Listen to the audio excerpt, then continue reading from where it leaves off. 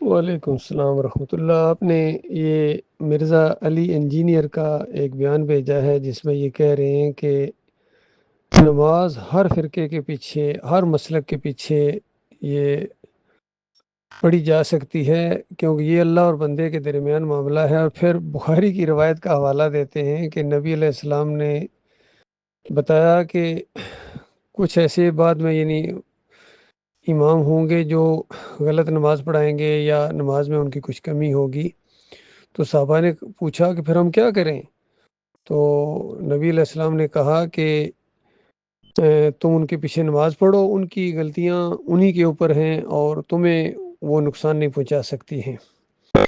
دیکھیے، پہلی بات تو یہ ہے کہ یہ جو صلاۃ ہے، نماز جسے یہاں کہا جاتا ہے، یہ کس کے اوپر ہے؟ فرمایا ان الصلاۃ کانت علی المؤمنین کتابا موقوتا۔ یہ جو صلاۃ 5 وقت کے لحاظ سے، مقررہ اوقات کے لحاظ سے فرض کی گئی ہے، یہ علی المؤمنین، یہ مومنوں کے اوپر ہے جو اللہ کے اوپر پختہ ایمان رکھیں۔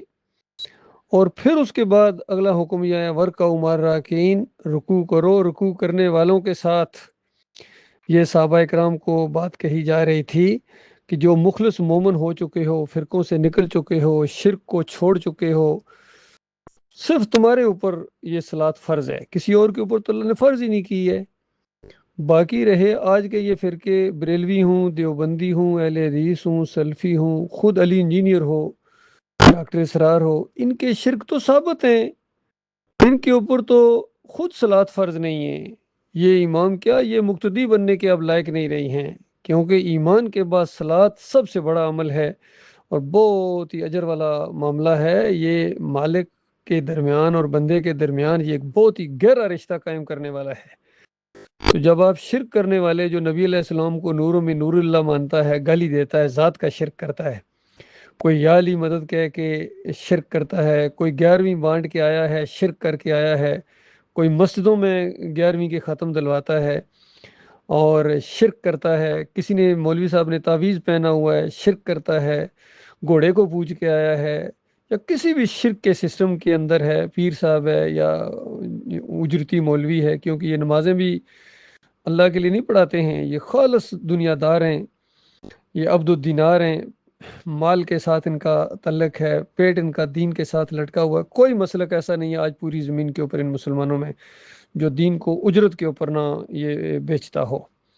تو یہ معاملہ ہے، یہ بات جو وہاں بخاری کی روایت ہے وہ مخلص مومنوں کو کہی جا رہی ہے۔ نبی علیہ السلام گویا بتا رہے ہیں کہ میرے بعد کچھ ایسے لوگ آئیں گے، وہ مومن ہوں گے، پھر آگے جا کے بادشاہی دور بھی شروع ہوا ہے،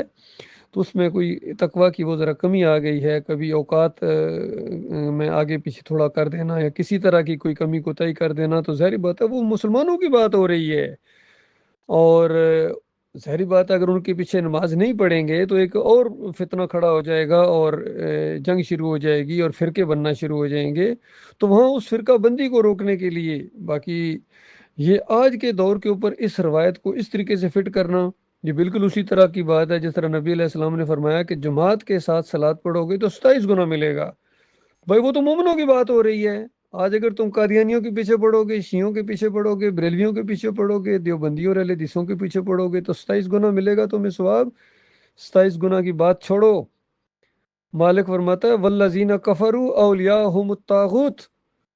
کہ جو ان طاغوتوں کو اپنا امام بنائے، کفر و شرک پھیلانے والوں کو، مشرکوں کو اپنا امام بنائے، مالک فرماتا ہے کافر ہو سکتا ہے یہ کام کرے، کوئی مومن یہ کام نہیں کر سکتا ہے۔ تو جہاں علی انجینئر کے اپنے عقیدے کے اندر کتنی خرابیاں سامنے لائی گئی ہیں، اس کے بعد سب سے بڑا مسئلہ ان کا یہی بھی ہے کہ ان کو خود بھی کئی دفعہ مشرک بھی کہتے ہیں، ان کا شرک بھی ثابت کرتے ہیں، ان کے کلمے ثابت کرتے ہیں۔ کسی نے چشتی اور رسول اللہ کا کلمہ پڑھایا، کسی نے تھانوی اور رسول اللہ کا کلمہ پڑھایا، کسی نے اور اس طرح کے شرک اور کفر بکے،